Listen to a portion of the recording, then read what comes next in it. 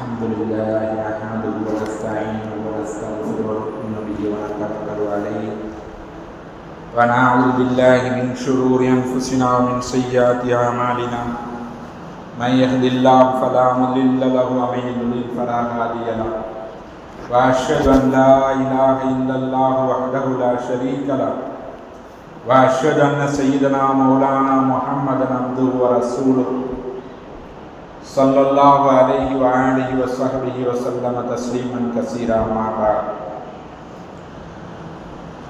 فقد قال الله تعالى في القرآن الكريم والفرقان المجيد بعد أعوذ بالله من الشيطان الرجيم بسم الله الرحمن الرحيم ادخلوا في السلم كافة صدق الله العلي العظيم. கண்ணியமிக்க பெரியோர்களே, சகோதரர்களே, அல்லாஹு தாலா நமக்கு ஒரு அற்புதமான மார்க்கத்தை, ஒரு பரிபூரணமான மார்க்கத்தை கொடுத்து கண்ணியப்படுத்தியிருக்கிறார்.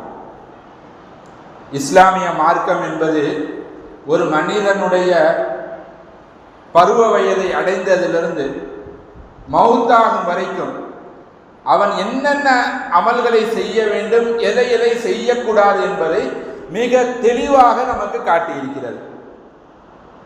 சகோதரர்களே, பெரியவர்களே, பொதுவாக இஸ்லாமிய கடமைகளை ரெண்டு வகையாக பிரிக்கலாம்.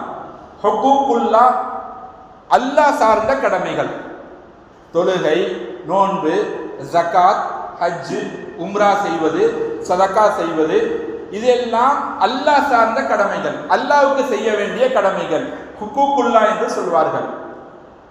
சகோதரர்களே, பெரியவர்களே, இன்னொரு கடமை இருக்கிறது, ஹுக்கூக்குல் இபாத், அடியார்களுக்கு செய்ய வேண்டிய கடமைகள், மனைவிக்கு செய்ய வேண்டிய கடமைகள், பெற்றோருக்கு செய்ய வேண்டிய கடமைகள், பிள்ளைகளுக்கு செய்ய வேண்டிய கடமைகள், உறவினர்களுக்கு செய்ய வேண்டிய கடமைகள், அண்டை வீட்டார்களுக்கு செய்ய வேண்டிய கடமைகள், பொதுவான முஸ்லிம்களுக்கு செய்ய வேண்டிய கடமைகள், விலங்கினங்களுக்கு செய்ய வேண்டிய கடமைகள், பிராணிகளுக்கு செய்ய வேண்டிய கடமைகள், தாவரங்களுக்கு செய்ய வேண்டிய கடமைகள். இப்படி மனிதர்கள், விலங்கினங்கள், பிராணிகள், தாவரங்கள், இவைகளுக்கு நாம் செய்ய வேண்டிய கடமைகள், இது ஹுக்கூக்குல் இபாத் என்று சொல்வார்கள். இதுல ரொம்ப மிக முக்கியமானது என்னவென்றால், ஹுக்கூக்குல்லால ஒருத்தர் குறை வைத்து விட்டார், ஒருத்தர் தொழுகையில குறை வச்சுட்டாரு, நோம்புல குறை வச்சுட்டாரு, ஜக்காத், ஹஜ், உம்ரால குறை வச்சுட்டாருன்னா அல்லாஹ் மன்னித்து விடுவான். ஆனால் ஹுக்கூக்குல் இபாதுல மனைவிக்கு செய்ய வேண்டிய கடமை, பெற்றோருக்கு செய்ய வேண்டிய கடமை, பிள்ளைகளுக்கு செய்ய வேண்டிய கடமை, நான் சொன்னேன் அல்லவா, இதுல யாராவது ஒருவர் குறை வைத்து விட்டால் அந்த நபர் மன்னிக்காமல் அல்லாஹ் மன்னிக்க மாட்டான். ரொம்ப நம்ம அதிகமா கவனம் செலுத்த வேண்டியது, மிக அதிகமாக நாம் கவனம் வைக்க வேண்டியது ஹுக்கூக்குல் இபாத், அடியார்கள் சம்பந்தப்பட்ட கடமைகள். அடியார்களுக்கு செய்ய வேண்டிய கடமைகளில் ஒருவன் குறை வைத்து விட்டால் அவனுடைய இபாதத்துகளுமே ஏற்றுக்கொள்ளப்படாது என்று ஹதீஸ்களில் வருகிறது. ஒரு மனிதன் உறவு முறைகளை முறித்து வாழ்கிறான் என்று சொன்னால் அவனுடைய துவா அவனுடைய தலைக்கு மேலே செல்லாது, அவனுடைய துவா அவனுடைய தலைக்கு மேலே செல்லாது. ஏன்னா இவர் ஹுக்கூக்குல் இபாத், அடியார்களுக்கு செய்ய வேண்டிய கடமைகளை விட்டு விட்டார். அப்ப சகோதரர்களே, பெரியோர்களே, ஒரு மனிதன் மற்ற மனிதர்களோட நடந்து கொள்ளும் முறை, மற்ற மனிதர்களுடன் பழக வேண்டிய முறை, பேசக்கூடிய பேச்சு, இவைகளில் கவனம் செலுத்த வேண்டும். நபி ஸல்லல்லாஹு அலைஹி வஸல்லம் அவர்கள் இது ஒவ்வொன்றையும் அழகாக செய்து காட்டியுள்ளார்கள்.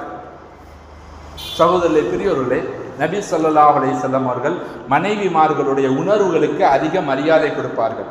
அவர்களுக்கு ஏற்றவாறு அவர்களுடன் நடந்து கொள்வார்கள்.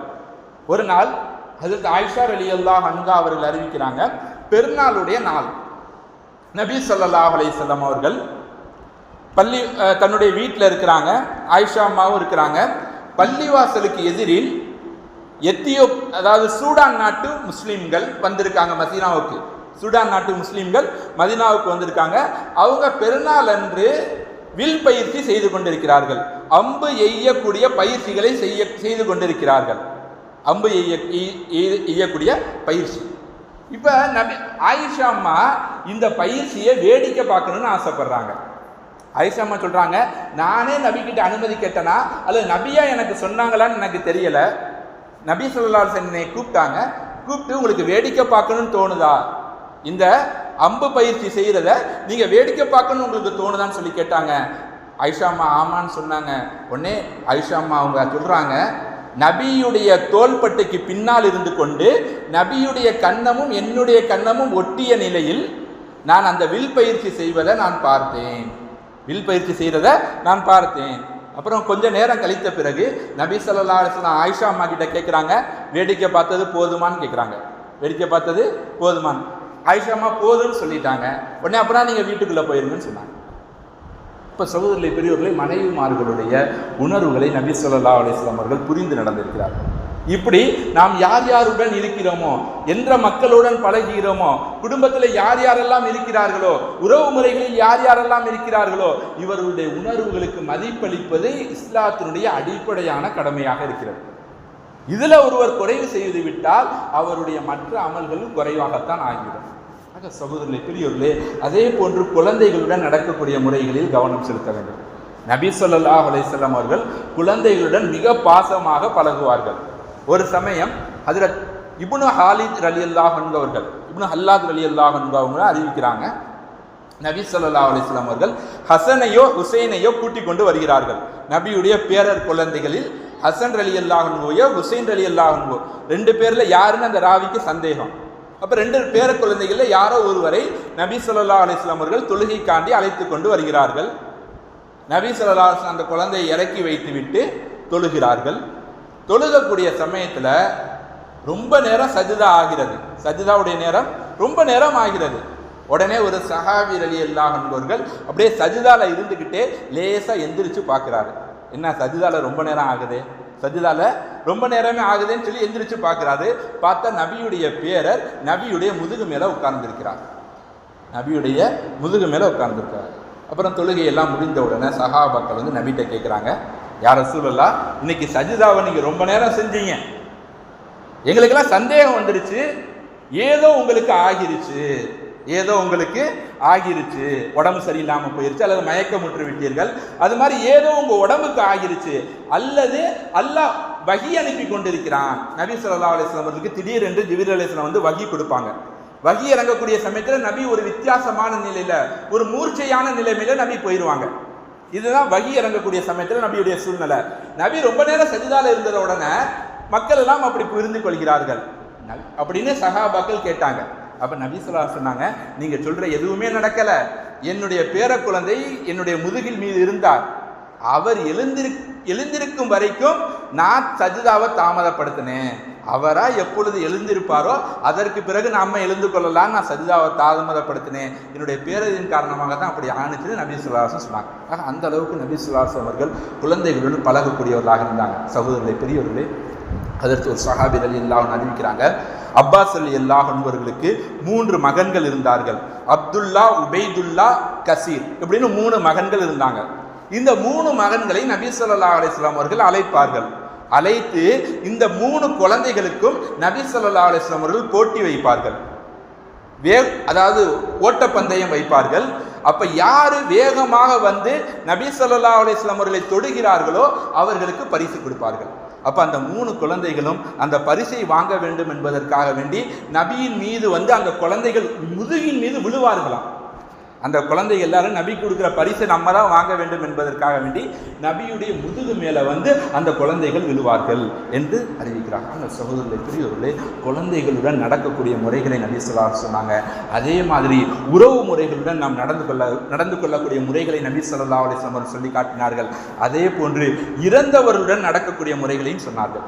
ஒரு மனிதர் இறந்து விட்டார் என்று சொன்னால் அவரிடத்துல 1008 குறைகள் இருந்தாலும் அந்த குறையை பற்றி நாம் பேசக்கூடாது, அந்த குறைகளை பற்றி பேசக்கூடாது. அபூஜஹல் என்று சொல்லி ஒரு மிகப்பெரிய கொடுங்கோலான ஒரு மனிதன் இருந்தான். நபி ஸல்லல்லாஹு அலைஹி வஸல்லம் அந்த அபூஜஹல் எவ்வளவு மோசமானு சொன்னாங்கன்னா, ஒவ்வொரு உம்மத்துக்கும் ஒரு ஃபிரௌன் இருப்பான், இந்த உம்மத்துடைய ஃபிரௌன் அபூஜஹல்னு சொன்னாங்க.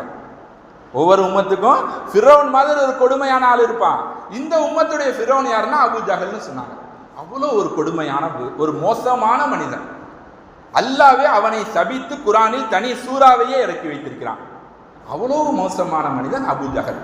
அபூஜஹல் இறந்து விடுகிறார். அவருடைய மகன் இக்ரிமா மக்கா வெற்றி கொள்ளப்படக்கூடிய சமயத்துல இந்த இக்ரிமாவுடைய மனைவி இக்ரிமா அபுஜஹலுடைய மருமகள் இஸ்லாத்தை ஏற்றுக்கொள்கிறார்கள். இக்ரிமா அபுஜஹலுடைய மகனுக்கு ஒரு பயம் இருக்கிறது. நம்முடைய அத்தா இஸ்லாத்துக்கு இவ்வளவு பெரிய எதிரியா இருந்திருக்காரு, நம்ம இஸ்லாத்தை ஏற்றாலும் நபி நம்மளை ஏற்றுக்கொள்ள மாட்டாங்க, நபி நம்மை கொலை செய்தாலும் விடுவார்கள் என்று சொல்லி இக்ரிமா ஷாம் நாட்டுக்கு தப்பிச்சு ஓடுகிறார். இப்போ நம்ம மக்கால இருந்தோம்னா நபி நம்மளை சும்மா விட மாட்டாங்க, ஏன்னா நம்ம அத்தா அவ்வளோ பெரிய எதிரியாக இஸ்லாத்துக்கு இருந்திருக்காரு அப்படின்னு சொல்லி இருந்துடுறாங்க. ஆனால் இக்ரிமா அவருடைய மனைவி விடவில்லை. எப்படியாவது தன்னுடைய கணவன் இஸ்லாத்தை ஏற்றுக்கொள்ள வேண்டும் என்று உறுதியாக இருந்தார்கள். நபிகிட்ட வந்து அனுமதி வாங்கிட்டு போனாங்க. யார் ரசூலல்லாஹ், என்னுடைய கணவரை ஷாம் நாட்டுக்கு போய் அழைத்து வருவது என்னுடைய பொறுப்பு, வந்தா நீங்க மன்னிக்கிறதுக்கு தயாரா இருக்கீங்களான்னு கேட்டாங்க. நபி மன்னிக்கிறதுக்கு தயாரா இருக்கிறேன்னு சொன்னாங்க. நபி ஸல்லல்லாஹு அலைஹி வஸல்லம் சொன்னாங்க, அவ்வளோ பெரிய கொடுங்கோலான ஒரு மனிதனுடைய மகன், ஆனால் நபி ஸல்லல்லாஹு அலைஹி வஸல்லம் மன்னிப்பதற்கு தயாராகிவிட்டார்கள். மன்னிப்பதற்கு நபி ஸல்லல்லாஹு அலைஹி வஸல்லம் தயாராகிட்டாங்க. அப்ப இக்ரிமா அவர்களை மன்னிக்கிறேன்னு சொன்ன உடனே இக்ரிமா அவருடைய மனைவி ஷாம் நாட்டுக்கு போய் தன்னுடைய கணவரை அழைத்து வருகிறார்கள். அழைத்து வரக்கூடிய சமயத்துல மற்ற சஹாபாக்கள்கிட்ட நபி சொன்னார்கள், அபுஜஹலுடைய மகன்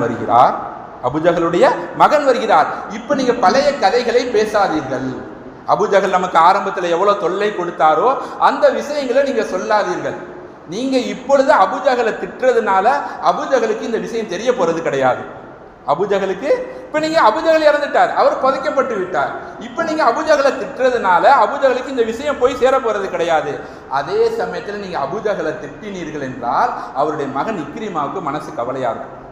அதனால இக்ரிமா வந்ததற்கு பிறகு யாரும் அபுஜஹலை தவறாக பேசக்கூடாது, யாரும் அபுஜஹலை திட்டி பேசக்கூடாது என்று சொல்லி நபி ஸல்லல்லாஹு அலைஹி வஸல்லம் அவர்கள் மக்காவில் இருந்த மற்ற முஸ்லிம்களுக்கு வசிய செஞ்சாங்க. ஒரு மனிதர் இறந்து விட்டாலும் கூட, அவர் இறந்து புதைக்கப்பட்டு விட்டார், ஆனால் அவர் வாழக்கூடிய சமயத்தில் இஸ்லாத்துக்கே மிகப்பெரிய விரோதியா இருந்தார்.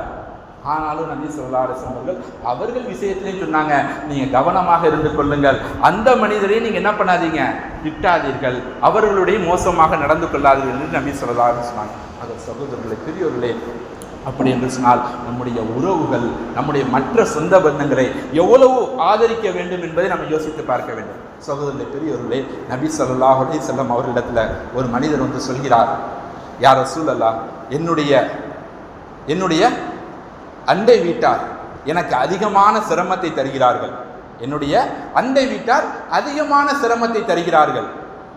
அவர்களுடன் நான் எப்படி நடந்து கொள்ள வேண்டும் என்று சொல்லி கேட்கிறாங்க.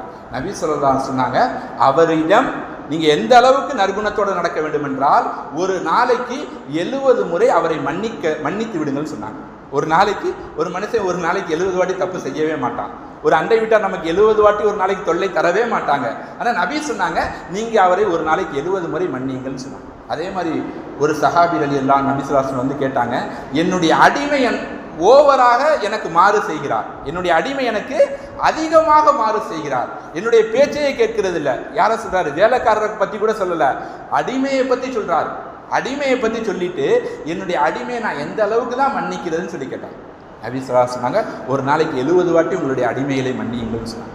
இப்போ சகோதரர்களே, பெரியவர்களே, இப்போ நமக்கு கீழே வேலை செய்யக்கூடியவர்கள், நம்முடைய வேலைக்காரர்கள் அல்லது நம்முடைய அடிமைகளாக இருக்கிறோம் அப்படின்னா அவர்களை கூட மன்னிக்க தான் நபி ஸல்லல்லாஹு அலைஹி வஸல்லம் அவர்கள் சொன்னார்கள். ஆக சகோதரர்களே, பெரியவர்களே, உறவு முறைகள் நம்மளை எவ்வளவு துண்டித்தாலும் அவருடன் இணக்கமாக வாழ வேண்டும். மற்ற நபர்கள் நமக்கு எவ்வளவு தொல்லை கொடுத்தாலும் அவருடன் சேர்ந்து வாழ வேண்டும். நபி ஸல்லல்லாஹு அலைஹி வஸல்லம் அவர்கள் சொன்னார்கள், சில் மன் கதஅக், உங்களை யார் துண்டித்து வாழ்கிறார்களோ அவர்களை நீங்கள் சேர்த்து வாழுங்கள். சில்மன் கதஅக் வஅஃபு அம்மன் ஸலமக், உங்களுக்கு யார் அநியாயம் செய்கிறார்களோ அவர்களை மன்னித்து விடுங்கள். வஅஹ்சின் மன் அஸா இலைக், உங்களுக்கு யார் துரோகம் செய்கிறார்களோ அவர்களுக்கு நீங்கள் உபகாரம் செய்யுங்கள்.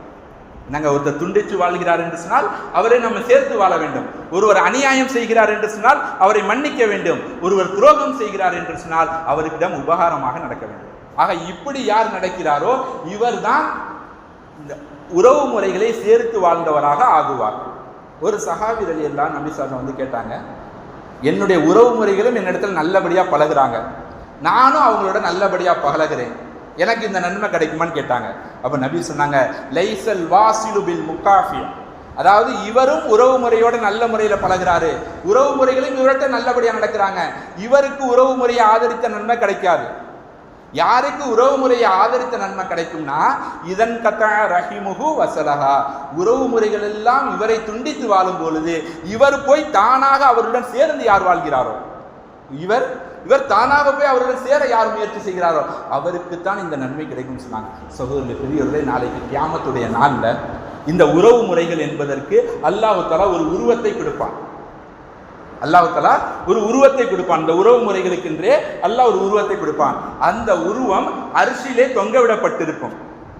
அந்த உறவு முறைகள் அல்லாஹ்விடத்துல முறையிடுமா, யார் என்னை உலகத்துல வாழக்கூடிய சமயத்துல சேர்ந்து வாழ்ந்தாரோ அவரை நீங்கள் சேர்த்துக்கொள். அல்லாஹ் கிட்ட சொல்லுமா, இந்த உலகத்துல வாழக்கூடிய சமயத்துல யார் யாரெல்லாம் உறவு முறைகளை சேர்த்து வாழ்ந்தார்களோ அவர்களை நீங்கள் சேர்த்துக்கொள். அல்லாஹ் கிட்ட சொல்லுமா, யார் என்னை உலகத்துல வாழக்கூடிய சமயத்துல துண்டித்து வாழ்ந்தார்களோ அவர்களை நீயும் துண்டித்து விடு என்று சொல்லி அல்லாஹ்விடத்துல இந்த உறவு முறை சொல்லும் என்று நபி ஸல்லல்லாஹு அலைஹி வஸல்லம் அவர்கள் சொன்னார்கள். ஆக சகோதரர்களே, பெரியவர்களே, உறவு முறைகளை சேர்த்து வாழ்வது மிக முக்கியமான ஒரு கடமையாக இருக்கிறது. பல சிறப்பான இரவுகளை பற்றி வந்திருக்கிறது. பராத்துடைய இரவுகள், லைலத்துல் கத்ருடைய இரவு, இந்த இரவுகளில் ஒரு அடியான் செய்யக்கூடிய எல்லா விதமான இபாதத்துகளும் ஏற்றுக்கொள்ளப்படும். ஒரு அடியான் செய்யக்கூடிய எல்லா துவாக்களும் ஏற்றுக்கொள்ளப்படும். ஆனால் என்ன ஒரு நிபந்தனை என்று சொன்னால், அவர் உறவு முறையை பேணி நடக்கக்கூடியவராக இருக்க வேண்டும். ஒருவர் உறவு முறையை பேணி நடக்கவில்லை, உறவு முறைகளை துண்டித்து வாழ்கிறார் என்று சொன்னால், இவர் சிறப்பான இரவுகளில் இபாதத்துகள் செஞ்சாலும் சரி, முக்கியமான இரவுகளில் துவாக்கள் செஞ்சாலும் சரி, அவருடைய அந்த சிறப்பான இரவு வணக்கங்களும் அவருடைய அந்த முக்கியமான இரவுகளில் அவர் செய்த துவாக்களும் அல்லாஹ்விடத்தில் மறுக்கப்படும் என்று வருகிறது. ஆக சகோதரர்களை, பெரியவர்களே, உறவு முறைகளை சேர்த்து வாழ்வது இஸ்லாத்துடைய அடிப்படையான கடமையாக இருக்கிறது. அந்த உறவு முறைகளை நாம் துண்டித்து விட்டு மற்ற இபாதத்துகள் எவ்வளவு இபாதத்துகள் செய்தாலும் அது பரிபூரணமாகாது. ஆக சகோதரர்களை, பெரிய உறவு முறைகளை சேர்த்து வாழ வேண்டும். அதே போன்று நம்ம மற்ற மக்களிடம் நடக்கக்கூடிய முறைகளை நபி ஸல்லல்லாஹு அலைஹி வஸல்லம் அவர்கள் சொன்னார்கள். மற்ற தலைவர்களை நீங்கள் குறையாக பேசாதீர்கள், மற்ற மத தலைவர்களை நீங்கள் குறையாக பேசாதீர்கள், மற்ற தெய்வங்களை, மற்ற கடவுள்களை வணங்கக்கூடியவர்கள் அவர்களையும் நீங்கள் தவறாக பேசாதீர்கள். நீங்கள் தவறாக பேசினால் அவர்கள் அல்லாஹ்வை தெரியாமல் தவறாக பேசுவார்கள் என்று சொன்னார்கள். நபி ஸல்லல்லாஹு அலைஹி வஸல்லம் ஒரு ஹதீஸ்ல சொன்னார்கள், மோசமான திட்டுபவர் யார் என்றால் தன்னுடைய பெற்றோர்களை திட்டுபவர்னு சொன்னாங்க. திட்டுறதுலேயே மோசமான நிலைமை என்னன்னா பெற்றோர்களை திட்டுறதுன்னு சொன்னாங்க. இப்போ சஹாபாக்கள் கேட்டாங்க, யாராவது பெற்றோர்களை திட்டுவாங்களா? யாருக்குமே அந்த மனசு வராது, பெற்றோர்களை யாருமே திட்ட மாட்டாங்க அப்படின்னு சொல்லி சொன்னாங்க. இப்போ நபி ஸல்லல்லாஹு அலைஹி வஸல்லம் சொன்னாங்க, இவர் இன்னொரு மனிதருடைய பெற்றோரை திட்டுவார். இவர் என்ன செய்வாருங்க?